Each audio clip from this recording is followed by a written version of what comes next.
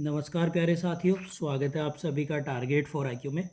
मैं हूं सत्येंद्र। देखिएगा, आज हम लोग नोबेल पुरस्कार 2022 के बारे में महत्वपूर्ण चर्चा करने जा रहे हैं और ये आप लोगों के आने वाले प्रीलिम्स एग्ज़ाम और मेंस एग्ज़ाम में, खासकर बिहार एपीओ मेंस और यूपी एपीओ मेंस के लिए भी बहुत इंपॉर्टेंट है।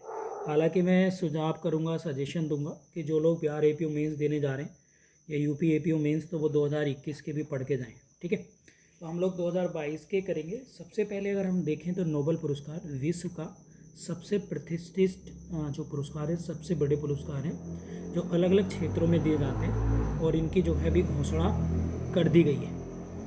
तो अगर हम बात करें तो ये 10 दिसंबर को दिए जाते हैं अल्फ्रेड नोबेल की याद में। 1901 से ये दिए जाते थे और नोबेल फाउंडेशन के द्वारा दिए जाते हैं।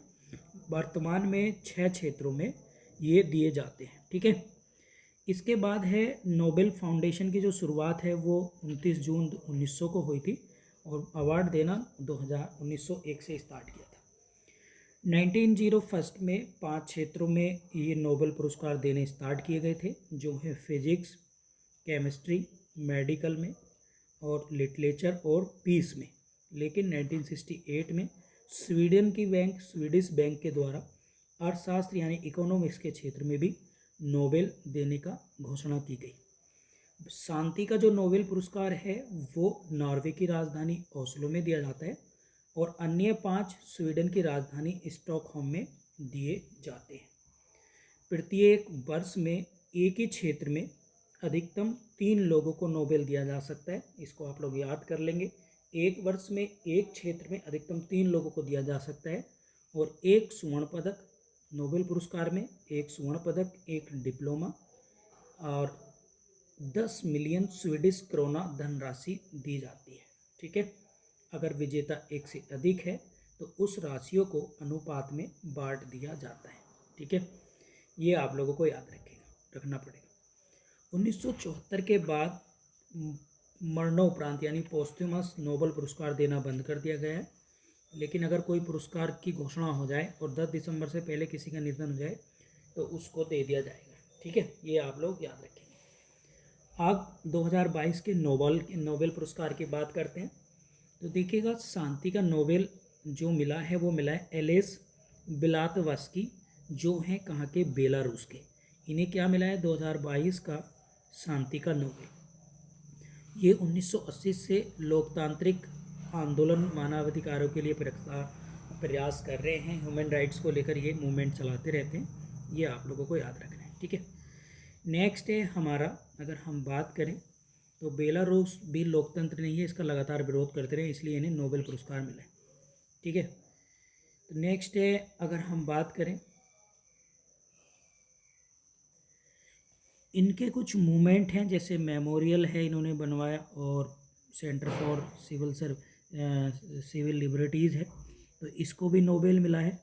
ये भी आप लोग याद रखेंगे। ठीक है, तो इसलिए संगठन को, ये रूस का है, इसको शांति का नोबेल दिया गया है। एक है सेंटर फॉर सिविल लिबर्टी, इनको भी शांति का नोबेल है। ये यूक्रेन की 2007 में एक संस्था थी।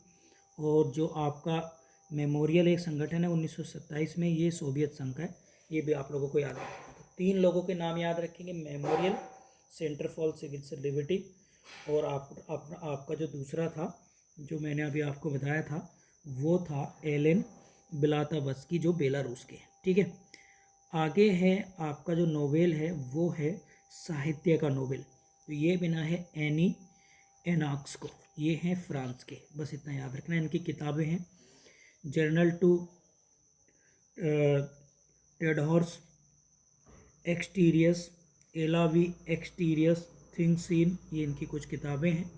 नेक्स्ट है रसायन यानी केमिस्ट्री में।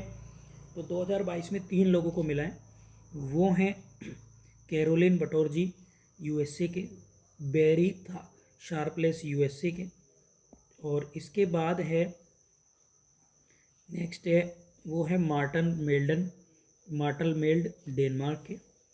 तो ये कुछ रसायन के मिले हैं और इन्हें क्लिक केमिस्ट्री यानी बायो ऑर्थोगोनल केमिस्ट्री के विकास के लिए इन्हें दिया गया है। नेक्स्ट है मेडिकल में। तो ये दिया गया है स्वीडन के स्वांते पेम्बो को याद रखेंगे। इन्होंने मानव विकास के जो जीनोम है, जीनोम से संबंधित खोजों के लिए दिया गया है। फिर है फिजिक्स में तो फ्रांस के एलन एस्पेक्ट, जॉन ए क्लाउंसर अमेरिका, एंटोन जिलिंगर ऑस्ट्रेलिया, इनको दिया गया है। ये आप लोग, इन्होंने क्वांटम सिस्टम जो है उसके बारे में, तकनीक के बारे में दिया गया। अर्थशास्त्र की बात करें हम लोग तो अर्थशास्त्र में जो आपका दिया गया है वो है 3 अमेरिकी अर्थशास्त्री को दिया गया है, बेन बर्नार्ड के, डगलस डायमंड, फिलिस डायबिगो, इन्हें दिया गया है आर्थिक संकट से निपटने के लिए। ठीक है, तो ये बहुत इम्पोर्टेंट है आप लोगों के एग्ज़ाम के पॉइंट ऑफ व्यू से। उम्मीद है कि आपको ये नोबेल पुरस्कार की जो सीरीज़ है, ये वीडियो है, पसंद आई होगी। Thank you.